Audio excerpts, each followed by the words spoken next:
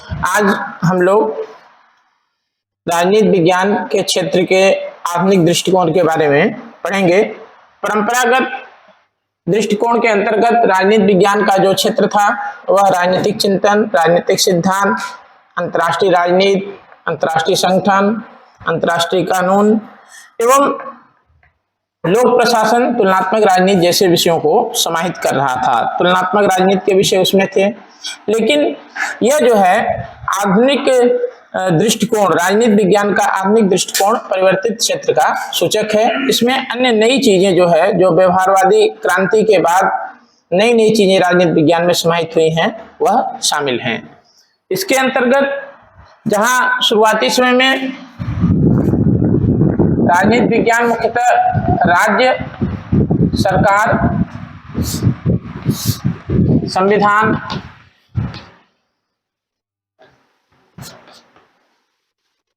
राष्ट्र इत्यादि मुख्य संकल्पनाओं के चारों तरफ घूमता था। और चाहे राजनीतिक चिंतन हो या राजनीतिक सिद्धांत हो, सरकार के प्रकार, सरकार के गठन के बारे में विभिन्न जो सिद्धांत हैं कि किस तरह सरकारें गठित होती हैं, किस तरह कार्य करती हैं, उन सब के स्थान पर अब नया क्षेत्र, नया जो है फलक सामने आया। अब जो है यह परिवर्तित क्षेत्र होता है।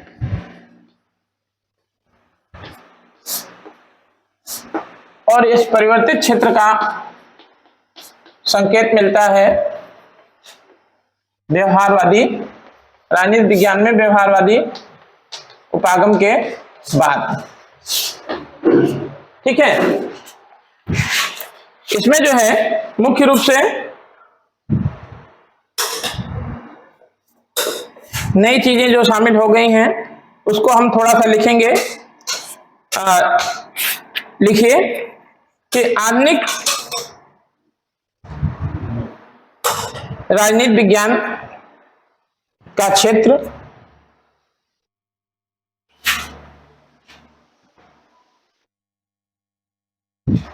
व्यापक है,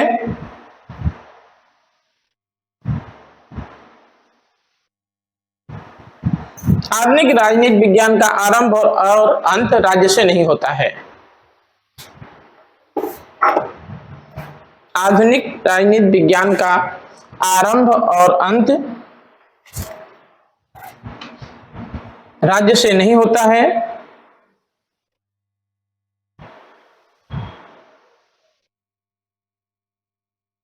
यह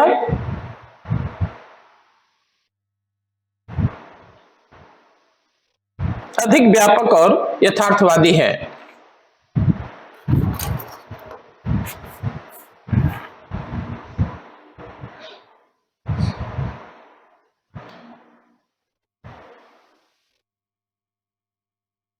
वह राज्य की सीमा को न तो स्वीकार करता है और न ही वह अर्थात आधुनिक राजनीति विज्ञान वह राज्य की सीमा को न तो स्वीकार करता है और न ही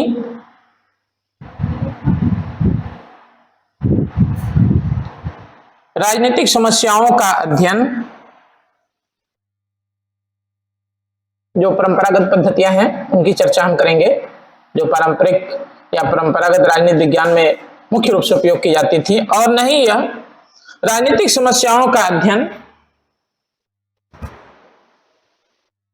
वर्णनात्मक,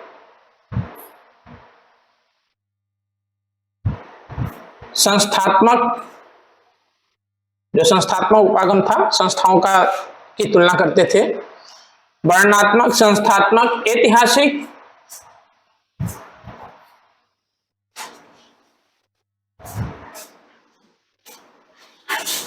विश्लेषणात्मक,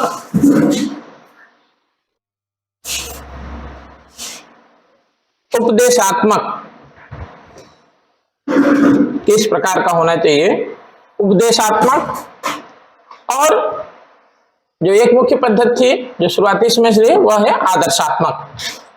ठीक है, प्लेटो ने जिसका खूब उपयोग किया, और आदर्शात्मक पद्धतियों के माध्यम से करना चाहता है, आदर्शात्मक पद्धतियों के माध्यम से करना चाहता है। आधुनिक राजनीति शास्त्रियों के अनुसार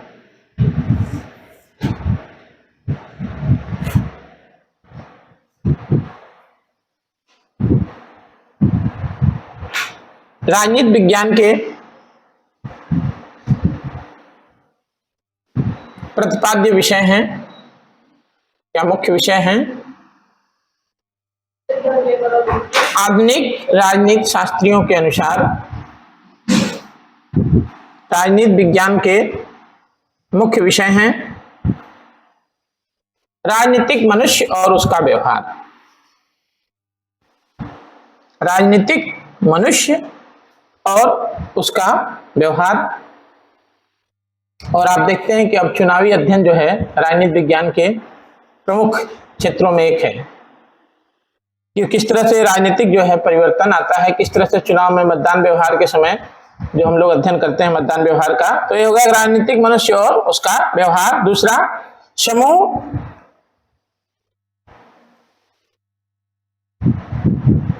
तीसरा अगला है प्रशासन।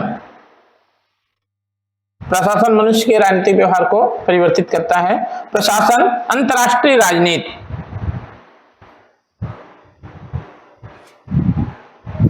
अंतरराष्ट्रीय राजनीति, राजनीतिक सिद्धांत,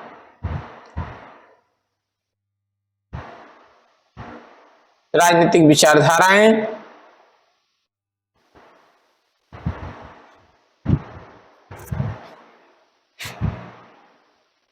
मूल्य, उत्तर व्यवहारवाद में मूल्यों को केंद्र में फिर से वापस लाया गया।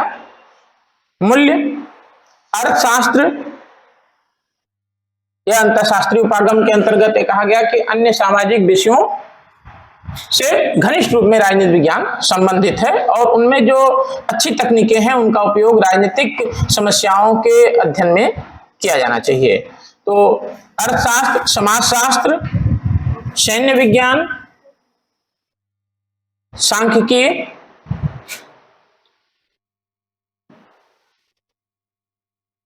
मूल्य, अर्थशास्त्र, समाजशास्त्र, सैन्य विज्ञान, मिलिट्री साइंस, सांख्यिकी और सर्वेक्षण आदि, इनकी सहायता से राजनीतिक समस्याओं का, राजनीतिक घटनाओं का अध्ययन किया जाना। पैराग्राफ बदलिए। अब ये मेन ये चीज हुई कि अब ये व्यवहारवादी उपागम के राजनीति विज्ञान में उपयोग किए जाने से हुआ कि राजनीतिक घटनाओं के अध्ययन में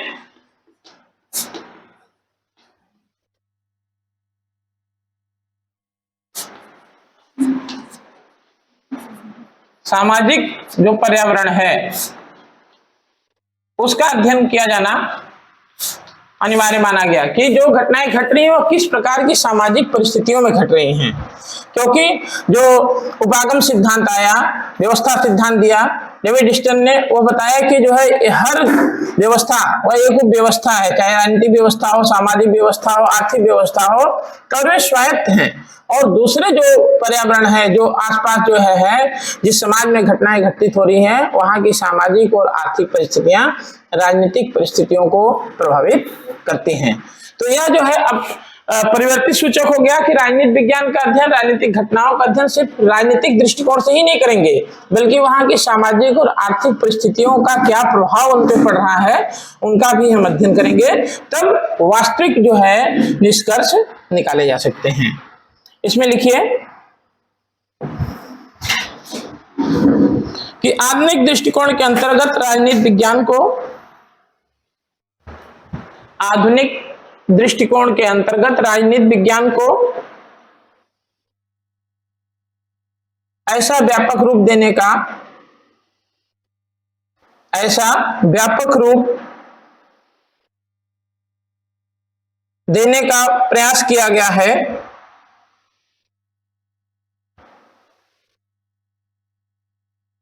जिसमें राज्य को ही नहीं, जिसमें राज्य को ही नहीं बल्कि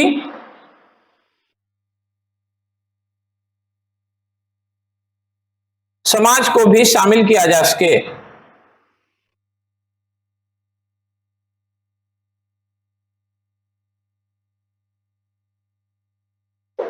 अंतर अनुशासनात्मक दृष्टिकोण, सिंगल यूनिट का हम लिखेंगे हम लोग। अंतर, जिसको अंतरशास्त्रीय उपागम कहते हैं, अंतर अनुशासनात्मक दृष्टिकोण आधुनिक राजनीति विज्ञान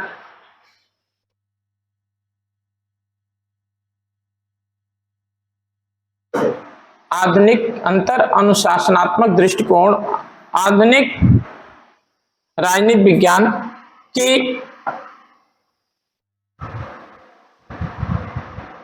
एक प्रमुख विशेषता है।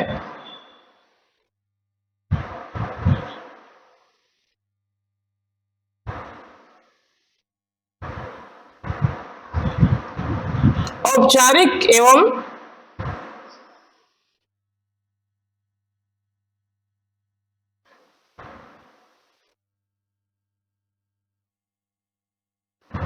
न्यायिक संरचनाओं के अध्ययन के स्थान पर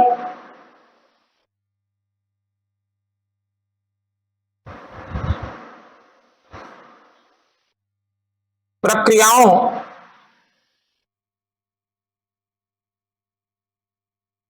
को समझने पर बल दिया जाने लगा।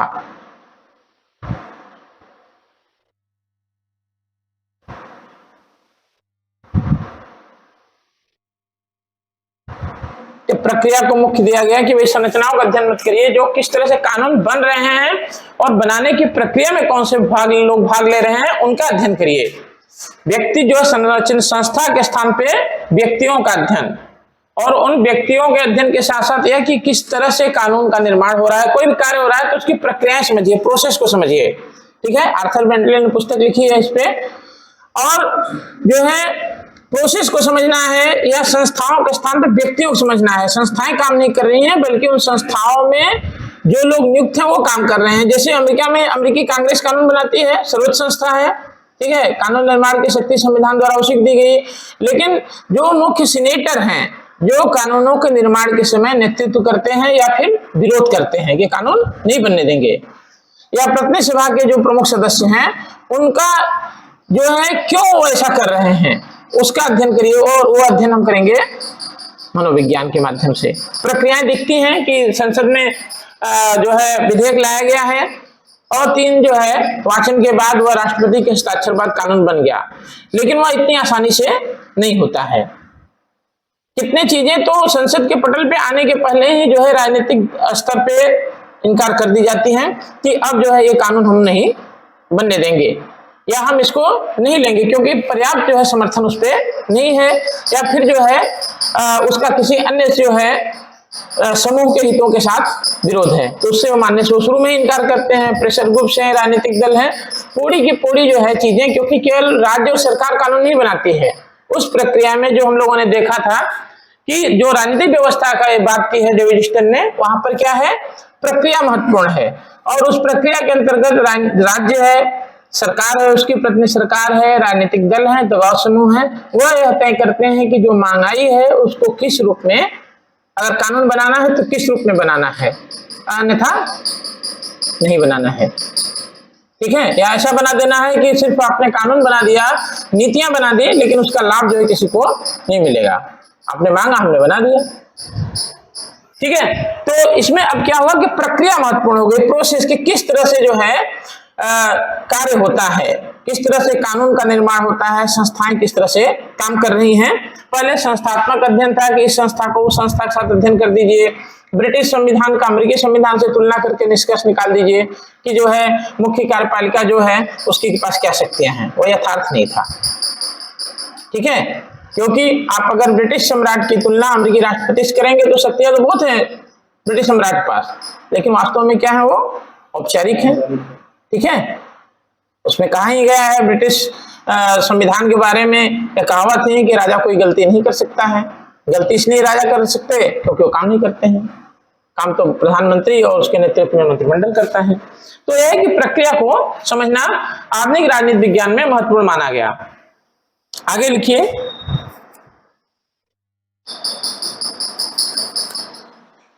कि आधुनिक राजनीति विज्ञान में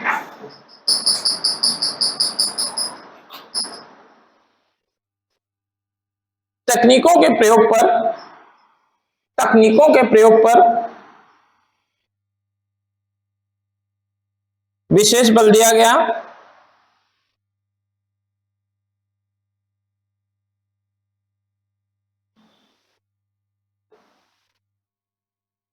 तकनीकों के प्रयोग पर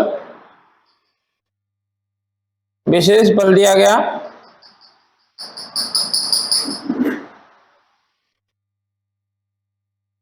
और सांख्यिकी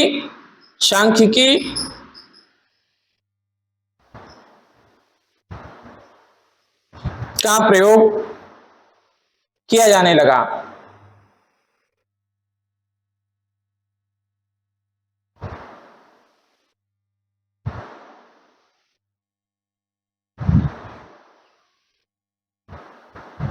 कर्कपैट्रिक एक है, इनका स्टेटमेंट लिखिए फिर हम बताते हैं।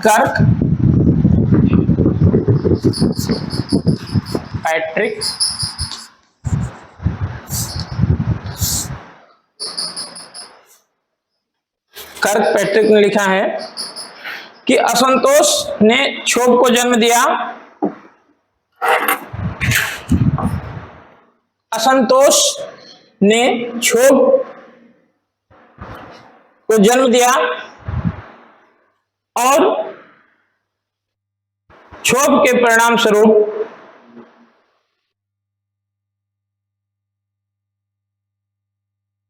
क्षेत्र में परिवर्तन आया।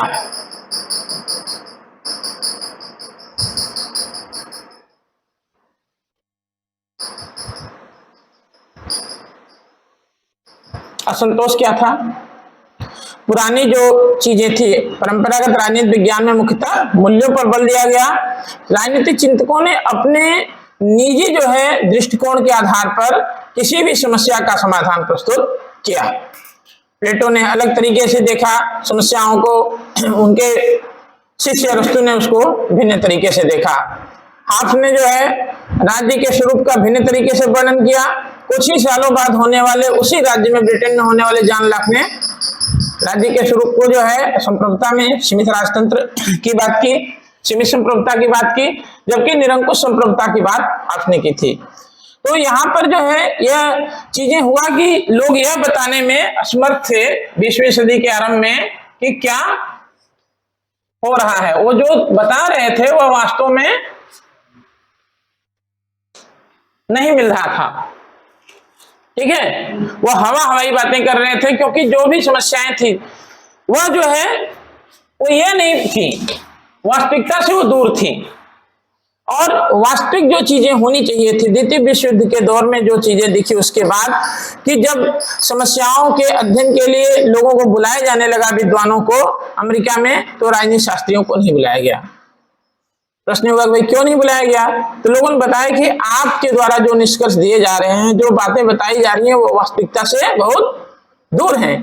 मनोवैज्ञानिकों को बुलाया जा रहा है, समाजशास्त्रियों को बुलाया जा रहा है, पर राजनीति शास्त्रियों के समझ में आया कि भाई ये तो स्थिति बहुत गड़बड़ है, हमको अब अपने जो है अध्ययन के तरीके में परिवर्तन लाना पड़ेगा। अब जिस तरह से हम बातें करते हैं साहित्य के अध्ययन के आधार पे, वो जो है वास्तविकता नहीं है, तो उपयोगिता नहीं है, आपको बुलाया नहीं जाएगा। क्योंकि द्वितीय विश्व युद्ध के बाद जब अमेरिका में यह हुआ कि भाई अब युद्ध समाप्त हो गया है और लोगों के ऊपर युद्ध का बड़ा खराब असर पड़ा है, तो किस तरह से जो है इन चीजों से निपटा जाए, तो राजनीति शास्त्रियों को इसीलिए नहीं बुलाया गया क्योंकि वो लोग वास्तविक धरातल से कटे हुए थे। उनके जो विचार थे वो यथार्थपरक नहीं थे, क्योंकि वो समस्या का समाधान, समस्या ही नहीं पता थी उनको, क्योंकि वो फील्ड तक नहीं जा रहे थे, अपने हिसाब से जो है सिद्धांत बनाए जा रहे थे। तो यह हुआ कि अब क्या होना चाहिए, उसके स्थान पर यह था क्या होना चाहिए, यही बता रहे थे प्लेटो और अरस्तु। ठीक है, अब कहा गया कि यह मुख्य चीज है कि यह बताइए कि हो क्या रहा है और क्या हो रहा है। उसके लिए आपको जहां घटनाएं घटित हो रही हैं वहां पर जाना पड़ेगा, वहां पे तथ्यों को इकट्ठा करना पड़ेगा, समस्याओं को समझना पड़ेगा और उसके बाद आप उनको ले आइए। समाज, चूंकि राजनीति विज्ञान में बहुत तकनीकी का प्रयोग नहीं हो रहा था, बहुत ही कम था, तो अन्य सामाजिक विषयों से, जिसमें अंतरशास्त्रीय उपागम की बात की गई व्यवहारवाद में, कि अन्य सामाजिक विषयों में जो तकनीकें उपलब्ध हैं उनका उपयोग करते हुए राजनीतिक समस्याओं का समाधान प्रस्तुत किया जाए। तो अब जो है यही क्षोभ था, असंतोष था। इसने कहा कर्कपैट्रिक ने कि जो है असंतोष ने क्षोभ को जन्म दिया और क्षोभ ने जो है से क्षेत्र परिवर्तित हुआ। ठीक है, अब नए तरीके से जो है राजनीतिक समस्याओं का अध्ययन होने लगा। घर बैठ करके, पुस्तकालयों में बैठ करके अपनी कल्पना शक्ति के आधार पर सिद्धांतों को देने का क्रम लगभग समाप्त हो गया। अब ये उम्मीद की गई कि राजनीति विज्ञानी समस्याएं जहां हैं वहां जाएंगे, तथ्यों को इकट्ठा करेंगे, तथ्य जो है और आंकड़े ले आएंगे, विभिन्न तकनीकों का प्रयोग करके उनका विश्लेषण करेंगे और उसके बाद फिर निष्कर्ष देंगे जो वास्तविक होंगे। ठीक है, इसमें जो है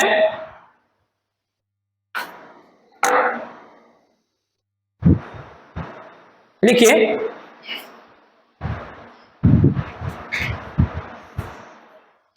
मुख्य कुछ नाम हैं, लिखिए। चार्ल्स बियर्ड,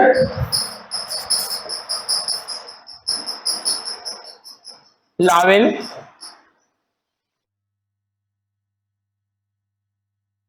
आर्थर बेंटले,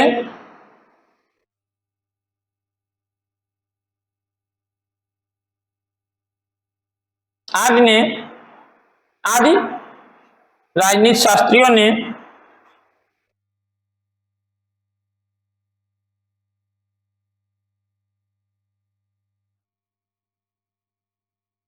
राजनीति शास्त्र के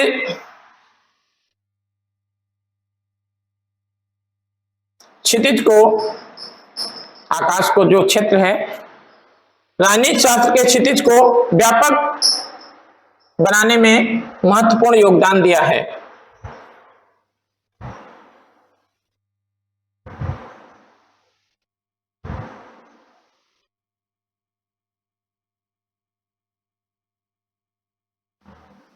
बाद में हेराल्ड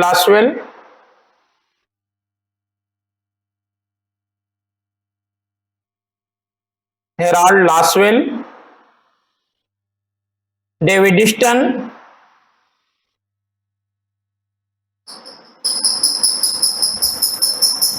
पार्सन्स,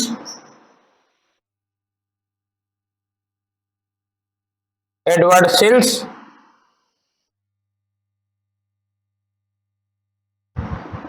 मर्टन आदि ने नए क्षितिजों की खोज की। डेविड ईस्टन व्यवस्था सिद्धांत ने नए क्षितिजों की खोज की, नए क्षितिज या आयामों की खोज की।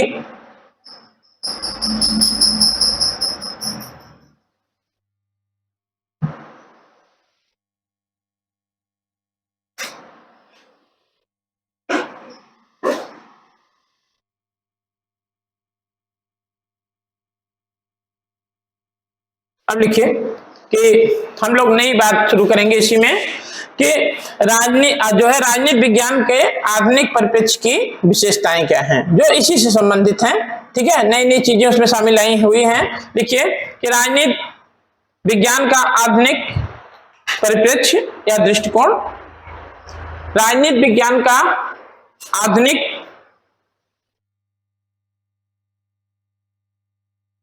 परिप्रेक्ष्य या दृष्टिकोण, मुख्य विशेषताएं।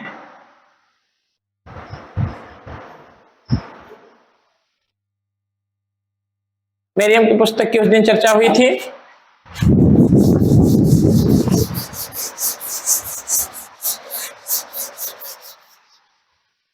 चार्ल्स मेरियम की पुस्तक प्रकाशित होती है 1925 में।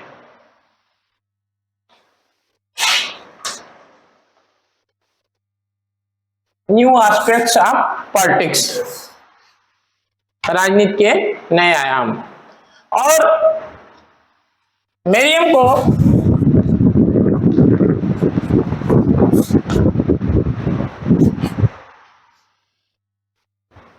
बौद्धिक पिता माना जाता है व्यवहारवादी क्रांति का। जो व्यवहारवादी क्रांति हुई राजनीति विज्ञान में, उसका बौद्धिक पिता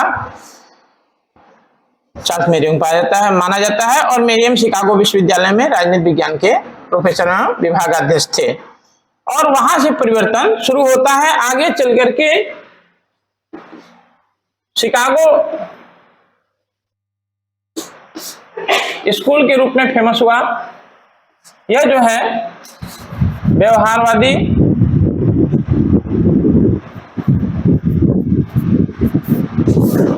राजनीति विज्ञान में व्यवहारवादी आंदोलन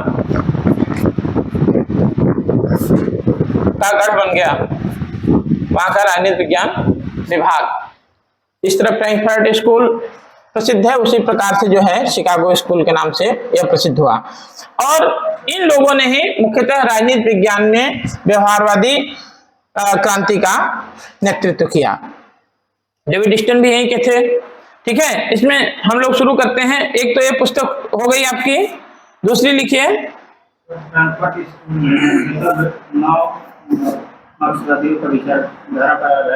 क्या? हाँ, मार्क्सवाद, हाँ उसी पे है वो, उस पे चर्चा करेंगे, हम लोग पढ़ेंगे। लिखिए, जॉर्ज सेबाइन की पुस्तक है, लिखिए Gautam, George H Sabine, what is a political theory.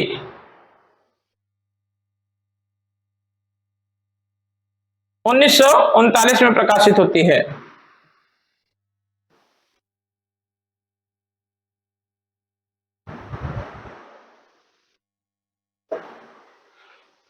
Sabine मुख्यतः क्या थे?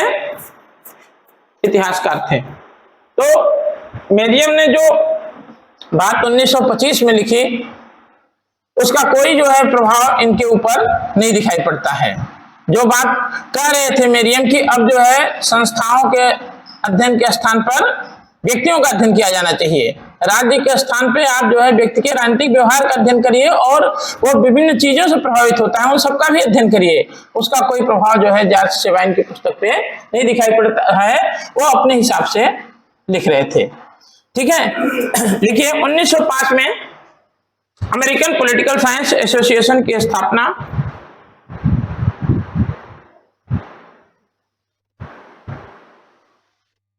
अमेरिकन पॉलिटिकल साइंस एसोसिएशन की स्थापना हुई।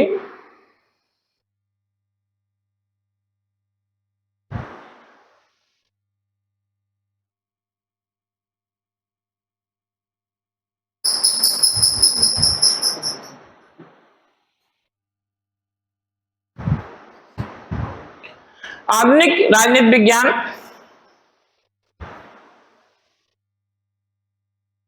का विकास मुख्य रूप से अमेरिका में हुआ, संयुक्त राज्य अमेरिका में हुआ।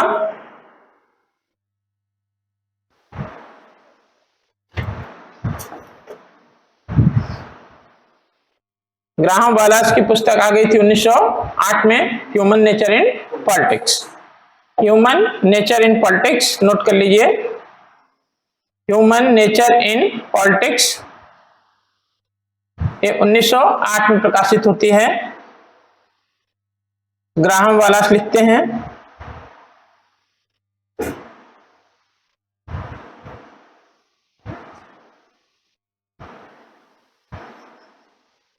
कैटलिन जो शुरुआती जो है ब्रिटिश विचारक है और बाद में संयुक्त राज्य अमेरिका में बस गए, उन्होंने जो है लिखिए कि कैटलिन ने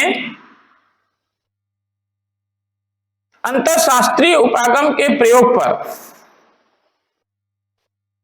अंतःशास्त्रीय उपागम के प्रयोग पर सबसे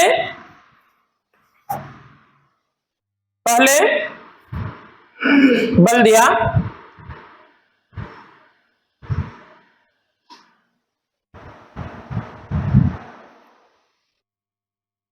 लिखिए कि अंतःशास्त्रीय उपागम, ये जानना जरूरी है, अंतःशास्त्रीय उपागम पर अंतःशास्त्रीय उपागम, अंतःशास्त्रीय उपागम व्यवहारवादी राजनीति विज्ञान का एक प्रमुख आधार है।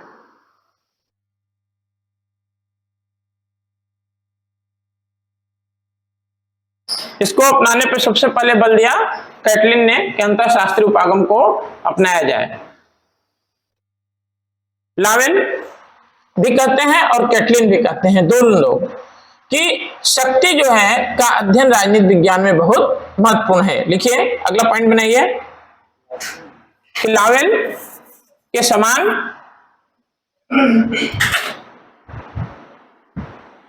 सॉरी लावेन नहीं है यहाँ, जो है ओली लासवेल, लासवेल के समान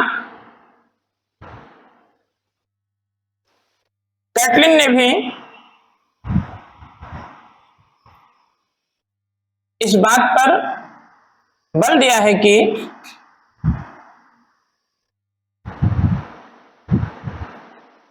राजनीति का संचालन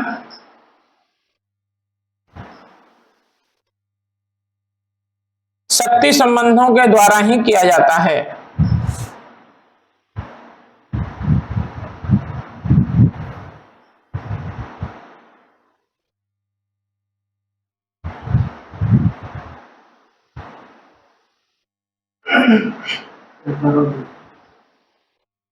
लासवेल के समान कैटलिन ने भी यह माना कि इस बात पर बल दिया कि राजनीति का संचालन शक्ति संबंधों के आधार पर ही किया जाता है।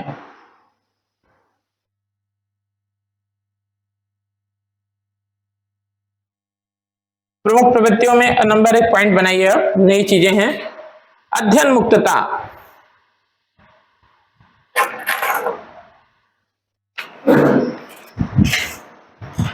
बदलाव है। मुख्य प्रवृत्तियां लिख दीजिए कि आधुनिक राजनीति विज्ञान की मुख्य प्रवृत्तियां अध्ययन मुक्तता है, अब फ्री है। पहले की तरह जो है एक निश्चित जो है राज्य और सरकार के चारों तरफ वो घूम नहीं रहा है।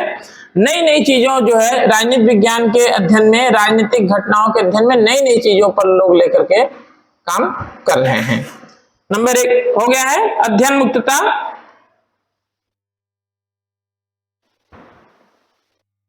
अब यह है कि यह नहीं देखा जा रहा है कि नहीं यह जो है समाजशास्त्र का विषय है। अगर राजनीति शास्त्रियों को, जो आधुनिक राजनीति शास्त्री हैं, उनको लगता है कि इस सामाजिक घटना में कहीं राजनीति छिपी हुई है तो उसका भी वो अध्ययन करते हैं। सीधे तौर पे भले राजनीति उसमें न जुड़ी हो, लेकिन वह भी जो है सामाजिक आर्थिक जहां भी चीजें हो रही हैं, उनको लगता है कि राजनीतिक चीजें यहाँ भी हो सकती हैं, तो वह उनका भी अध्ययन करते हैं। यह नहीं है कि केवल राजनीतिक घटनाएं जो सीधी तौर पे जुड़ी हैं केवल उन्हीं का वो अध्ययन करेंगे। यह अध्ययन मुक्तता एक प्रमुख प्रवृत्ति है। पहले था कि राज्य सरकार जो मुख्य क्षेत्र था उसी पर अध्ययन करते थे, उससे बाहर का अध्ययन वो नहीं करते थे। लेकिन अब जो है नए नए क्षेत्रों में भी जहां राजनीतिक तथ्य मिल सकते हैं, राजनीतिक सरोकार हैं जिन घटनाओं में, वह सामाजिक क्षेत्र में हो, आर्थिक क्षेत्र में हो, धार्मिक क्षेत्र में हो, वहां पर भी वो अध्ययन अब करने लगे। नंबर 2 लिखिए वैज्ञानिकता। वैज्ञानिकता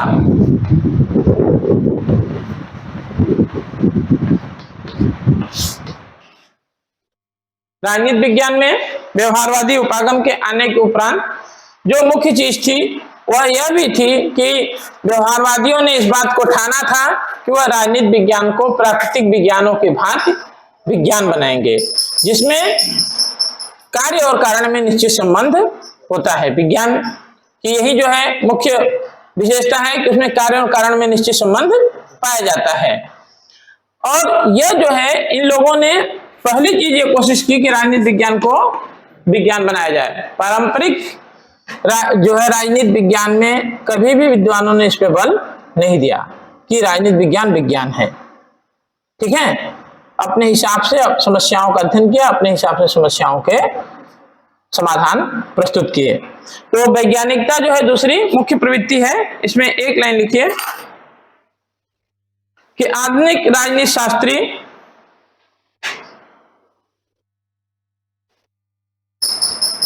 अपने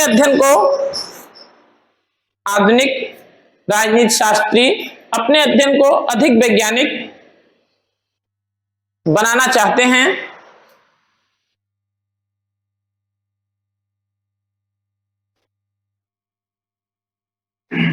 जिसके लिए वे प्राकृतिक विज्ञानों एवं अन्य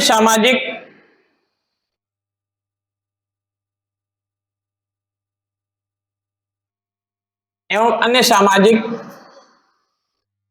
विषयों के अध्ययन की नई नई तकनीकों का उपयोग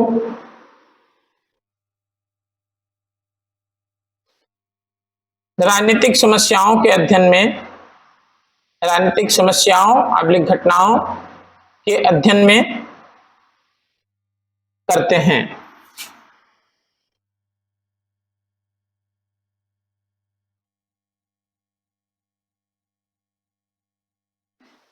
तीसरी विशेषता है मूल्य विहीनता।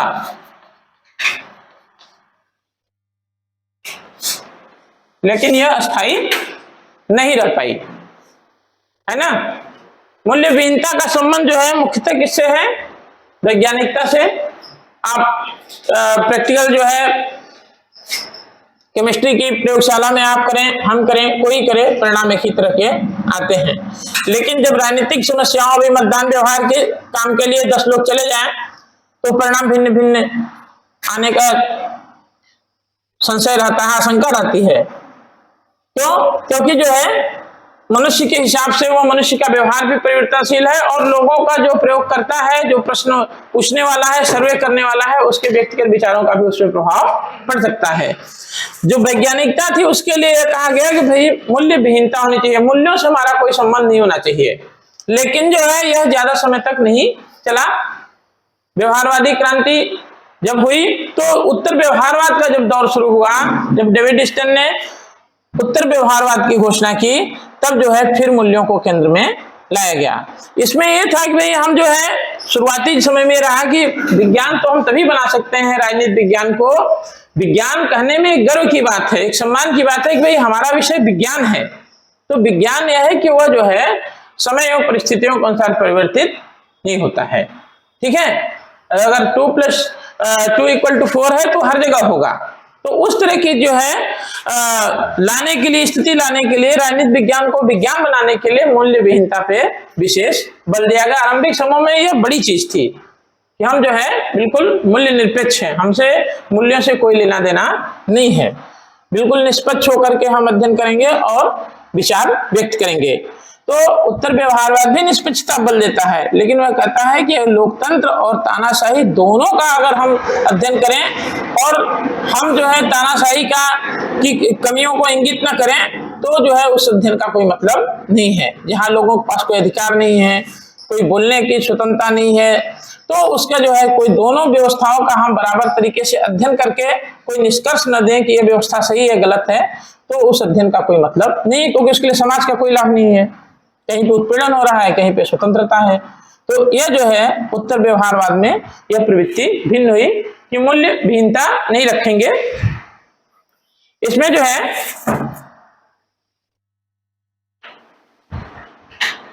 अगली चीज लिखिए कि आदर्शवादी अध्ययनों की अपेक्षा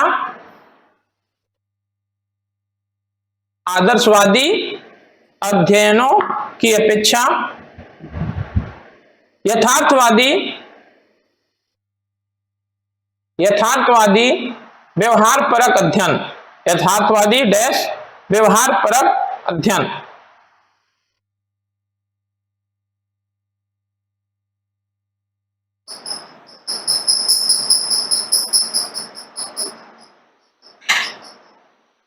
ठीक है।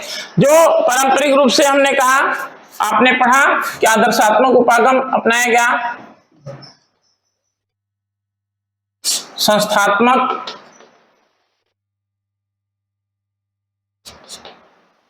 कानूनी, तो आदर्शात्मक उपागम, संस्थात्मक उपागम, कानूनी उपागम इत्यादि में था कि जो है जो व्यवहारिक चीजें होनी चाहिए थी वो नहीं आ पा रही थी, क्योंकि कानून जो कहता है वो कई बार ऐसा नहीं है कि जो है वही दिखे।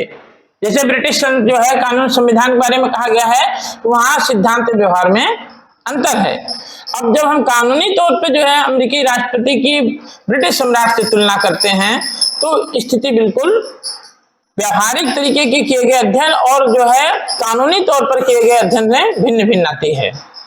देखने में जो है ग्रेट ब्रिटेन में निरंकुश राजतंत्र है कानूनन, लेकिन व्यवहारिक रूप से वहां लोकतंत्र है। राजा के द्वारा जो है लगभग 300 साल हो गए किसी भी कानून को जो संसद द्वारा बनाया गया उसको वापस नहीं किया गया।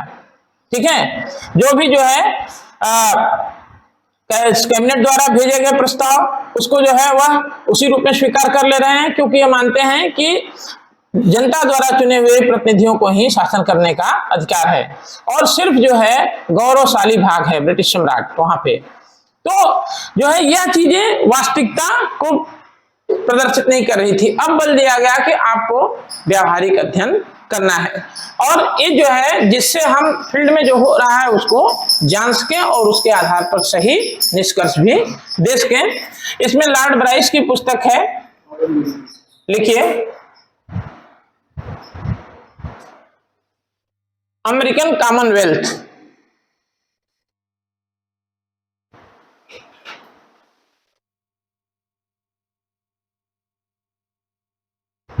इसमें ही उन्होंने लिखा है अमेरिकन कॉमनवेल्थ।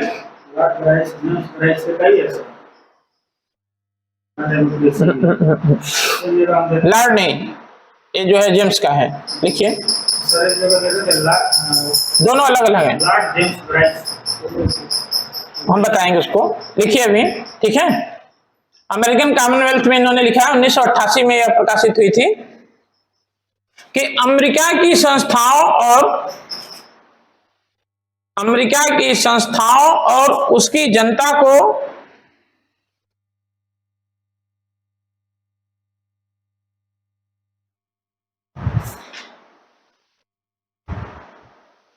बिल्कुल वैसा ही चित्रित करना है।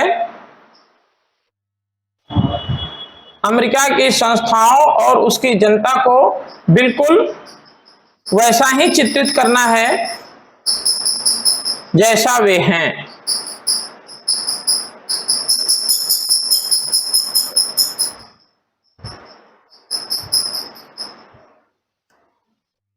अब इन्होंने क्या किया, नए जो है आधुनिक राजनीति विज्ञान में जो नए राजनीति विज्ञानी हैं, इन लोगों ने ये खोज करना शुरू किया कि शक्ति कहां पर है। ठीक है, आप शासक पर मत जाइए, औपचारिक संस्थाओं को छोड़ दीजिए कि जो है सत्ता कार्यपालिका के हाथ में है कार्य करने की, या जो है व्यवस्था का कानून बनाती है। आप ये देखिए कि वास्तव में शक्ति का प्रयोग कहां के द्वारा किया जा रहा है। और अब नई चीजें आई, राज्य के स्थान पे जो राजनीतिक दल जो वास्तविक संचालक हैं आजकल लोकतंत्र में, दबाव समूह, पार्टियों के अंदर भी दबाव समूह हैं। अब बाहर तो बड़े स्तर पे जो मजदूरों के अपने दबाव समूह हैं, उद्योगपतियों के अपने दबाव समूह हैं, किसानों के अपने दबाव समूह हैं। ठीक है, लेकिन पार्टियों के अंदर भी छोटे छोटे जो है जाति आधार पे, क्षेत्रीय आधार पर दबाव समूह बने हुए हैं और हितों के आधार पे भी बने हुए हैं। वो दूसरे तरह के हैं, वो काकस हैं जो टिकट बंटवाते समय लोकसभा का, विधानसभा का टिकट बंटवाने की हैसियत रखते हैं कि कितना जो है ले सकते हैं, अपने लोगों को कितना टिकट हम दिला सकते हैं। फिलहाल हम उसकी बात नहीं करेंगे। मुख्य रूप से जो दबाव समूह हैं मुख्य केंद्र में और जो है राजनीतिक दल हैं, उनका अध्ययन अब शुरू होता है। अब तक ये नहीं था कि नहीं, सरकार के जो है जो औपचारिक तरीके से चीजें थी, कानूनी रूप पर कहा गया कि सरकार के 3 अंग हैं, व्यवस्थापिका, कार्यपालिका, न्यायपालिका। अब ये देखा जाने लगा कि वास्तव में शक्ति का प्रयोग कौन कर रहा है, और जो है उस शक्ति के प्रयोग में और कौन कौन सी संस्थाएं शामिल हो रही हैं। इसमें लिखिए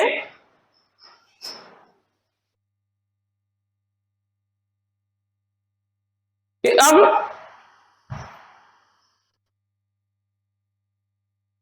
राजनीतिक प्रक्रियाओं को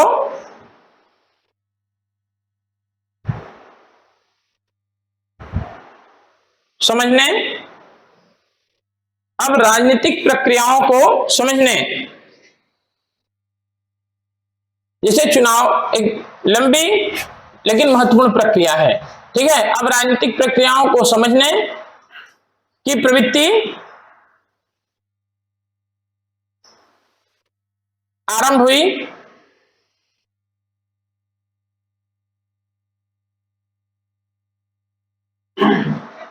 और यह देखा जाने लगा कि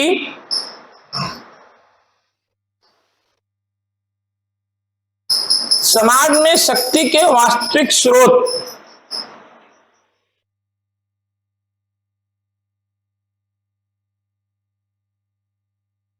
और केंद्र कहां स्थित हैं।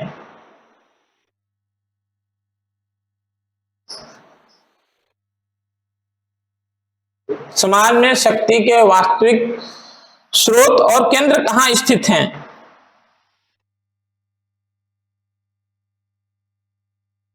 शासक वर्ग अपनी शक्तियों का प्रयोग, शासक वर्ग अपनी शक्तियों का प्रयोग किस रूप में कर रहा है।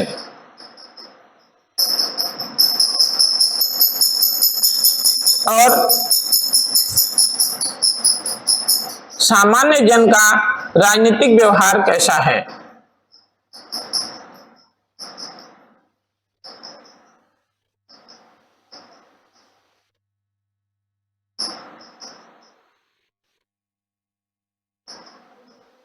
अब राजनीतिक दल, दबाव समूह, अब राजनीतिक दल, दबाव समूह, संचार के साधन, जो स्पेशली जनसंचार लिख दीजिए, जनसंचार के साधन तथा मतदान व्यवहार से संबंधित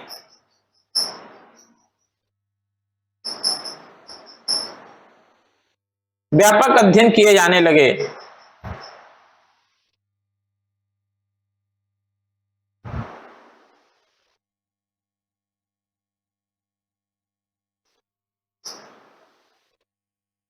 अब तक क्या था, मुख्य रूप से राजनीतिक संस्थाओं का अध्ययन हो रहा था। अब मनुष्य के राजनीतिक व्यवहार का अध्ययन होने लगा। संस्थाओं को पीछे छोड़ दिया गया क्योंकि उससे सही निष्कर्ष नहीं आ रहे थे। तो संस्थाओं के स्थान पर व्यक्ति के राजनीतिक व्यवहार को मूल इकाई माना गया। और अगला लिखिए कि अनुभवात्मक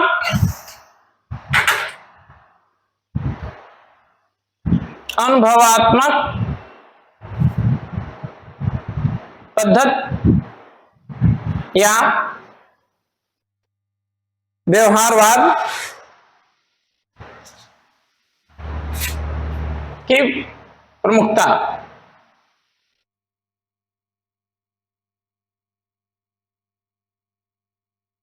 ठीक है, यह चीज आई, यह इस रूप में व्यवहारिक है, व्यवहारवाद है कि भाई अनुभव करके ही हम सिद्धांतों को देंगे। कल्पना के आधार पे, तर्क शक्ति के आधार पे, जो अपनी व्यक्तिगत क्षमता है उसके आधार पे कोई सिद्धांत का गठन नहीं करेंगे, जैसा प्लेटो ने किया।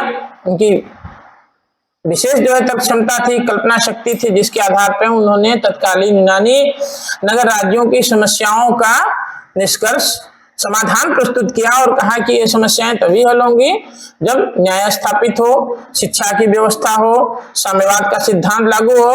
और जो विशेष बात कही जिसके लिए उनको जो है the open society and it's enemies में क्या कहा लेखक ने, वो खुले समाज के शत्रु हैं। ठीक है। तो वो जो है दार्शनिक राजा का सिद्धांत दिया, जहां राजा ही सब कुछ है, वहां पर कानून की कोई आवश्यकता नहीं है। तो ये जो है चीज से उसे भिन्न हटे।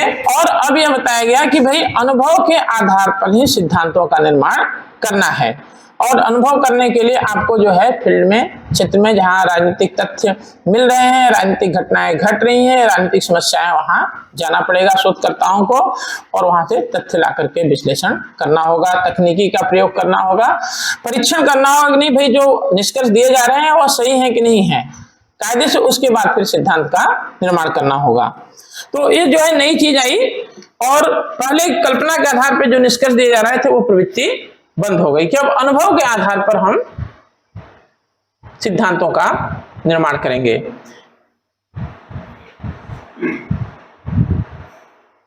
अब जो है जो चीज थी कि भाई राजनीतिक विज्ञान को कला ही मुख्य रूप से स्वीकार किया गया, लेकिन अब इस बात पे बल दिया गया कि भाई कानून राजनीतिक विज्ञान को विज्ञान बनाना है, और विज्ञान में परीक्षण क्या है यह और प्रयोग जो है महत्वपूर्ण चीज है। तो हम तथ्यों को इकट्ठा करेंगे और तभी फिर हम नए सिद्धांत बनाएंगे। इसमें लिखिए कि आधुनिक राजनीतिक विज्ञान यथार्थवादी है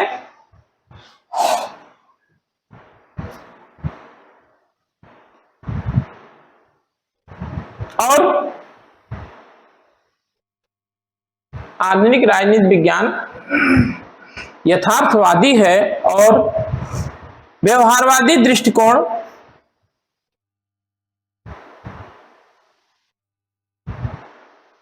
अपनाने पर बल देता है।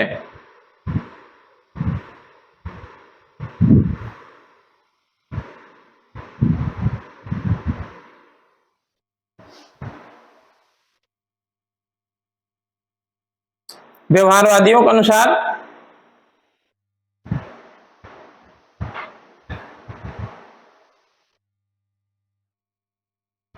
नंबर 1,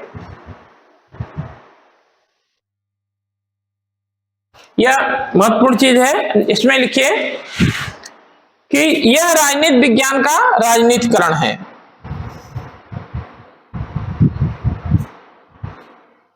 अब राजनीतिक विज्ञान को विज्ञान बनाने बल दिया गया है और किसी पर और निर्भर नहीं है, ठीक है, वह स्वतंत्र है। जिस तरह से जो है दर्शन का एक भाग जो है प्लेटो ने राजनीतिक विज्ञान को माना था, राजनीति शास्त्र को, वो चीज खत्म हो गई।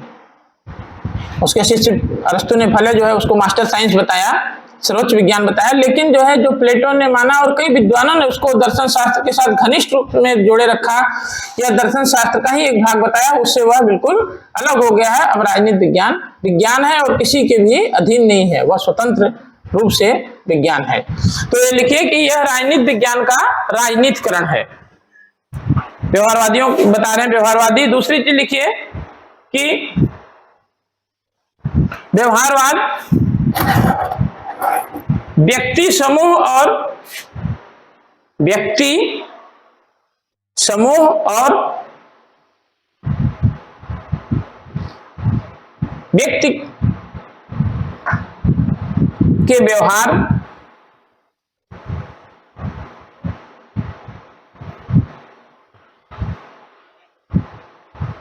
व्यवहार के अध्ययन पर बल देता है।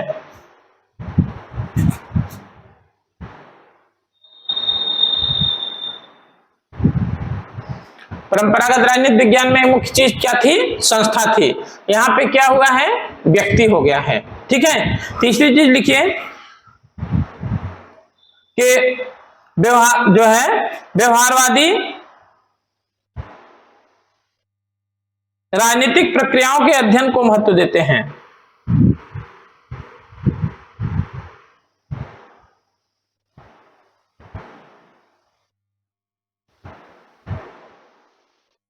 नेक्स्ट कि व्यवहारवादी राजनीति को वैज्ञानिक बनाना चाहते हैं।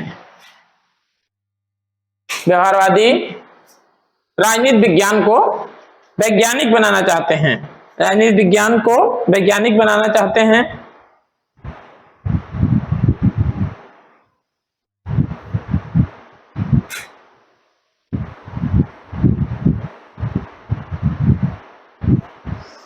नीचे लिखिए उसी में कि व्यवहारवाद की सबसे बड़ी विशेषता है कि व्यवहारवाद की सबसे बड़ी विशेषता है कि सिद्धांत का प्रयोग, सिद्धांत का प्रयोग, इसमें तथ्यों की खोज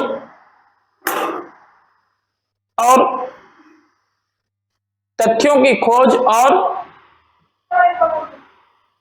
व्यवहारवाद की सबसे बड़ी विशेषता है सिद्धांत का प्रयोग, इसमें तथ्यों की खोज और उसकी व्याख्या एक सिद्धांत के अंतर्गत करते हैं।